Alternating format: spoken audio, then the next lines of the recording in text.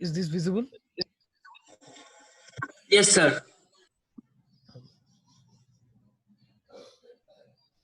So address strobe signal, ADSTB, address strobe signal, what is the function of this signal? Basically, it is used to strobe the upper address byte generated by 8237 DMA controller in master mode or in active cycle, okay, into an external latch. Then is the memory read and memory write cycle. All of you know that the memory read operation is taking place when the memory some amount of data that can be read by the controller from the selected memory location. Okay, this memory read control signal is needed, or to write some data bytes onto the memory location, this memory write control signal is to be used. Another is the EOP signal here, end of process, which is the bidirectional active low signal. It is used to indicate the completion of the DMA operation. Now, also an external signal can terminate a DMA operation by driving this pin low. The 8237, it generates a pulse when terminal count is reached. Suppose you have 5 data bytes. Okay, assume you have 5 data bytes. You have loaded the count value as 5.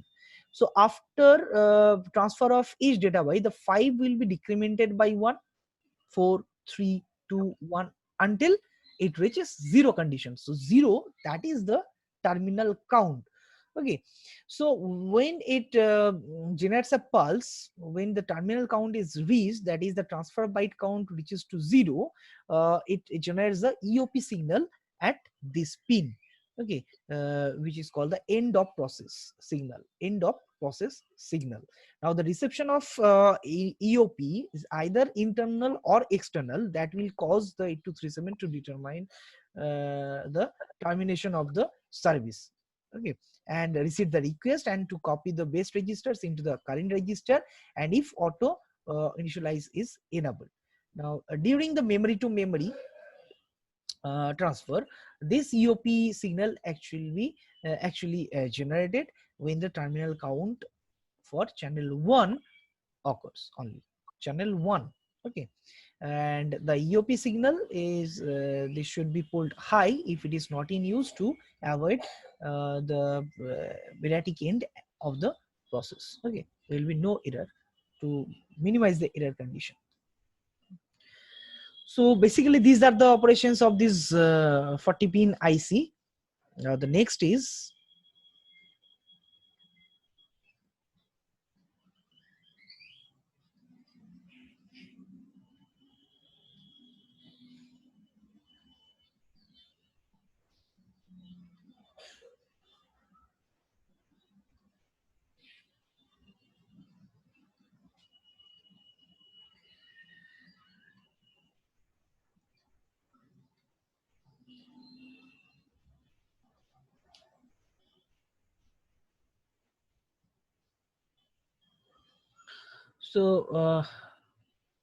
next the DMA operation with 8237. Actually DMA controller operates in two major cycle, which is called the passive cycle or ideal cycle and the active cycle. Okay, now each cycle contains a fixed number of T states. Okay, so 8237 can assume 6 T states when it is in active cycle. Now during ideal cycle, it is in ideal state. Okay, so the 8237 is initially in a ideal state. Okay, so listen very carefully, it is very important because according to your syllabus, these are the mode of operation, how the DMA can take place with the help of 8237 DMA controller. So it has two cycles, one is the passive or ideal cycle, another is the active cycle. Okay, so what happened in the ideal cycle, because ideal cycle comes first, then it starts the active cycle. When so initially in ideal state where the 8237 does not have any valid pending DMA request. Okay, during this time, although the 8237 may be idle, the CPU may program it in this state. Okay, once there is a DMA request, the 8237 enters into state, assume S0. Okay, S0 state. So which is the first state of the DMA operation.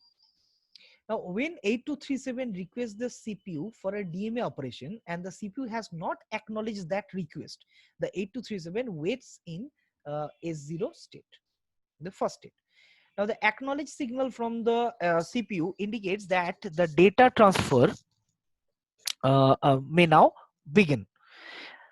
Next, the S1, S2, S3, and S4 states are coming, and it starts the DMA operation in which the actual data transfer is carried out. Now, if more time is required to complete a transfer by the peripheral, then that is transfer is then what happened? The transfer is that is allowed by the controller. Wait state has to be inserted between S2 and S3 or S3 and S4 or S4 in this way using the ready pin of the 8237. Now, that means a memory read or a memory write DMA operation actually requires 4 states, S1 to S4. S0 is that is the ideal state, or actually it has no operation in that time. S0 when the first state is implemented, the actual DMA operation is started from S1 to S4. So that means the 4 states are required to complete the DMA operation. Okay. Now a memory to memory transfer, it's a 2-cycle operation and requires a read from and write into the memory cycle to complete the DMA transfer. Okay. Each of these 2 cycles require 4 states for its completion. So total number of states will be 8, because 4 states for reading operation and 4 states for writing operation into the memory. So that is called the memory to memory.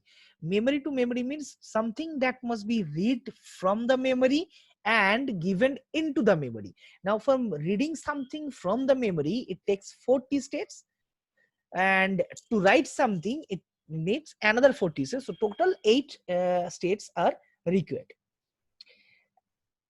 for single memory to memory DMA transfer. Now, each of these 4 states uses 2-digit number for its identification. Like, for example, for the memory read DMA cycle, the 4 states required may be represented in this way: is 11, 12, 13, and 14. Then the first 40 states 11, 12, 13, and 14 are used for read from the memory cycle, and the next 40 states are called S21, S20, S20, S21, S22, S23, and S24 are used for write operation. Okay, so in this way, it can be given 4 states for reading operation and 4 states for writing operation. Okay, so next, the actual mode of operation. So it has 2 cycles, and every operation performs in these 2 cycles. But actual mode of operation, that is to be selected by the help of the mode register. These are the modes, like single transfer mode is available, block transfer mode is available, demand transfer mode is available, cascade mode is available, and memory to memory transfer mode is available. Okay, so let's start from the first mode, which is called the single transfer mode. What is it? In this mode, the device transfer only 1 byte per request. 1 byte per request. Okay, the word count is decremented and the address is decremented or incremented according to the requirement after each such transfer. Now the terminal count is reached when the count becomes 0. Now for each transfer, the ADQ must be active until the DACK is activated. Okay, and in order to get recognized by the controller. block transfer mode, what happened in block transfer mode, second mode, 8237 is activated by DREQ, DMA request to continue the transfer until the terminal count has been reached. That is, a block of data is transferred. Okay, the transfer cycle may be terminated due to the EOP signal or by the which forces the terminal count. Okay, so block transfer mode means block of data will be transferred, bulk amount of data. Next is the demand transfer mode. In this mode, the device continues transfer until a terminal count is reached or an external EOP is detected, or DREQ or DREQ signal goes inactive. Okay, thus a transfer may exhaust the capacity of the data transfer of an IO device.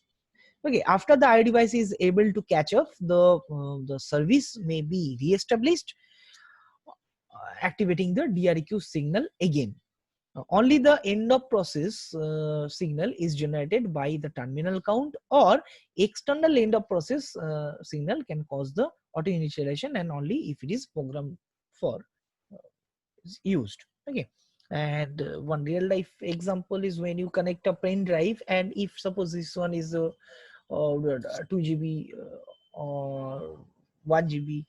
Okay, suppose 2 GB pen drive is given and your bulk amount of data is more than this, so 3 GB of data you need to transfer.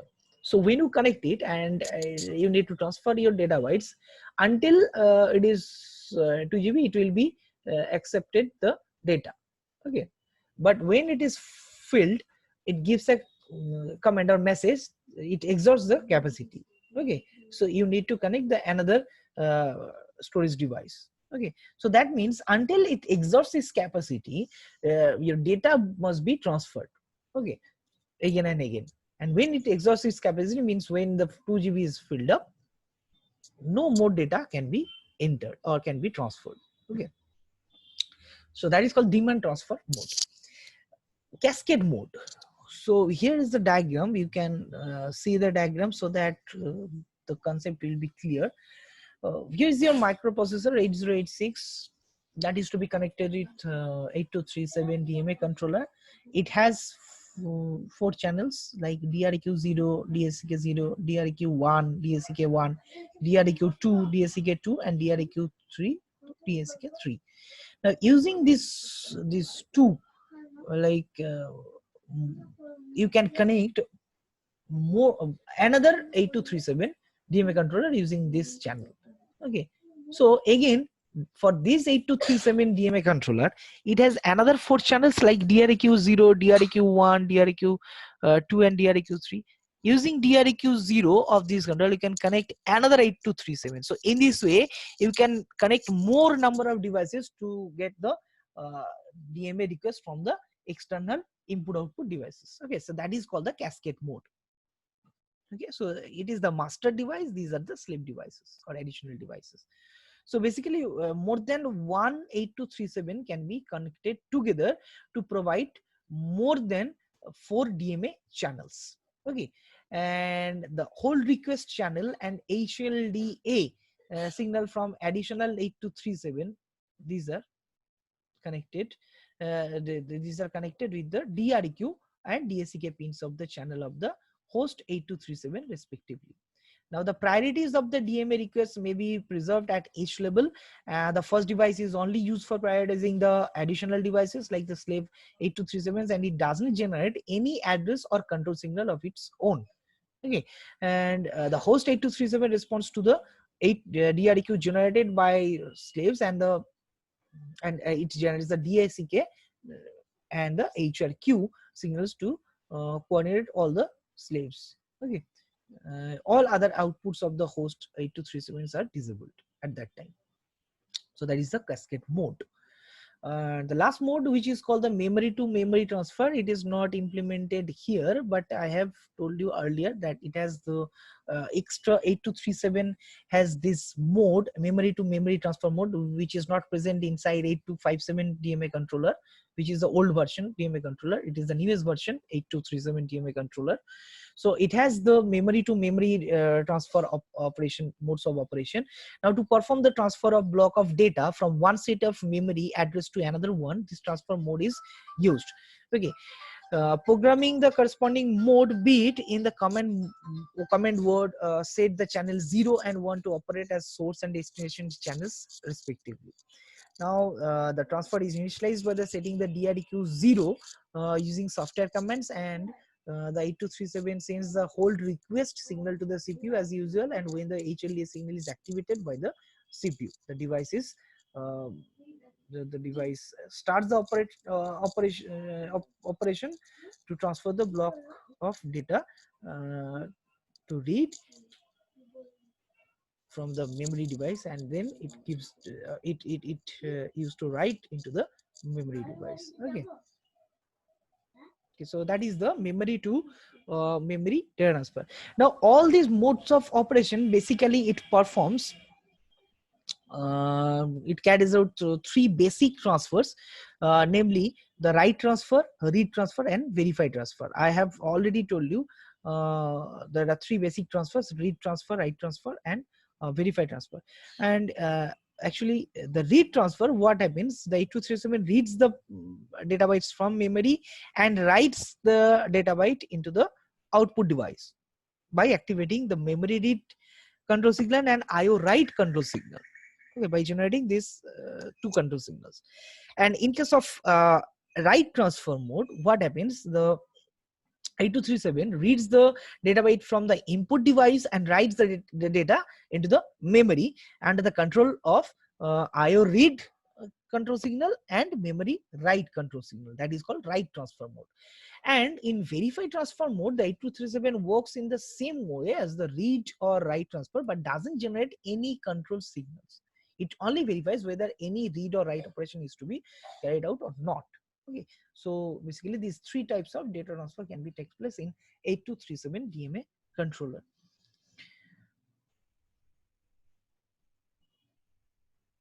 So here is the operation with 8085. Like this is the block diagram, how it is to be connected with 8237 DMA controller. Okay, and here is the sequence of operations in direct DMA process. So first discuss this thing, how it is connected. Suppose this is 8085 microprocessor or 8086 whatever in minimum mode. It's a memory, it is the DMA controller, and it is the peripheral device. Okay, now the microprocessor and the DMA controller, this one and this one, this controller time shares the address bus, data bus, and control bus. These are connected. Okay, the DMA controller can control the system bus after issuing a hold signal to the microprocessor. Okay, however, when the processor is controlling the bus, the DMA controller pins are in high impedance state. Now when the DMA controller is active, the processor bus enters into the high impedance state, and during the active period of DMA controller, the 8237 can drive the buses and issue the required number of control signals, right? Read or write control signals. Now when the system is first turned on, the buses are connected from the microprocessor to the system memory and peripherals.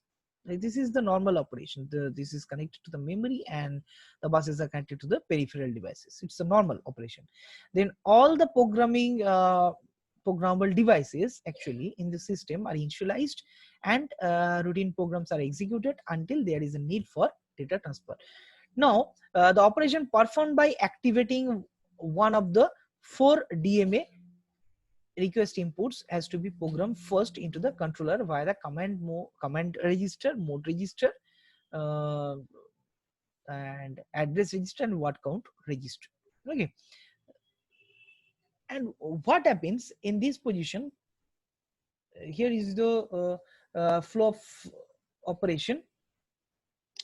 The DMA controller is initialized by writing the proper control words The data count, the address must be given in this way.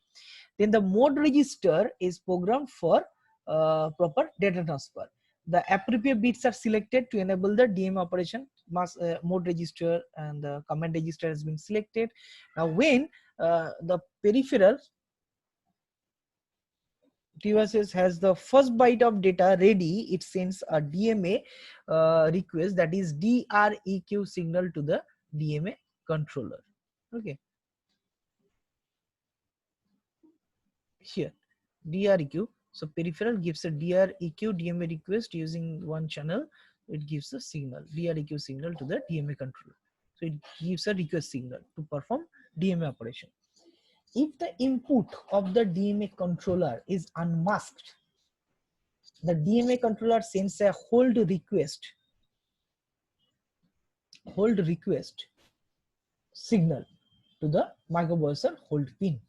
The microprocessor responds to this input by floating its buses and sends a hold acknowledge signal to the DMA controller. When the DMA controller receives the HLDA signal, it sends out a control signal. It disconnects the processor. Control signal is given and disconnects the processor from the buses and connects the DMA controller to the buses. Okay. When the DMA controller gets control of the buses, it sends out the memory address where the first byte of data from the peripheral device is to be written. Then the DMA controller sends an DMA acknowledge signal, DACK 0, to the peripheral device to tell it to get ready for the byte. Finally, the DMA controller asserts both the memory write and IO read lines on the control bus. Now, asserting the memory write signal enables the address memory to accept data written into it, and asserting the IO read signal enables the disk controller to the output the byte of data from the disk to the data bus. Okay. The byte of data is then transferred directly from peripheral device to the memory location without passing through the CPU or the DMA controller. That's why it is called the DMA, direct memory access. Okay. When the data transfer is complete, the DMA controller resets its hold request signal to the processor and release the buses, and this lets the processor takes over the buses again until another DMA transfer is needed. Okay, and the processor continues executing from where it left off in the program. Okay, so that is the operation, and that is the response sequence of operations in DMA. Okay, is given. So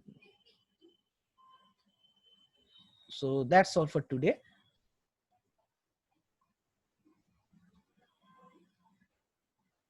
So if you have any queries relating to this, you can ask me now.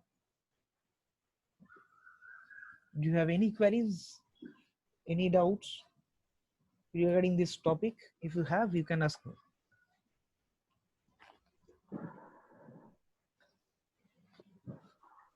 No, sir. Do you have any queries?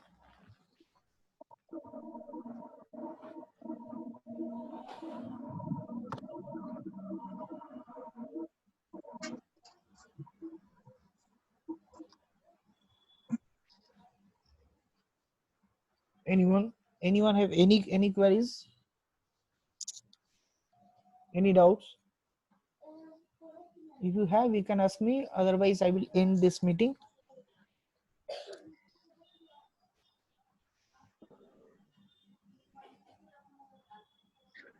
So if you don't have any query, then I will end my meeting. So thank you all. Thank you, sir.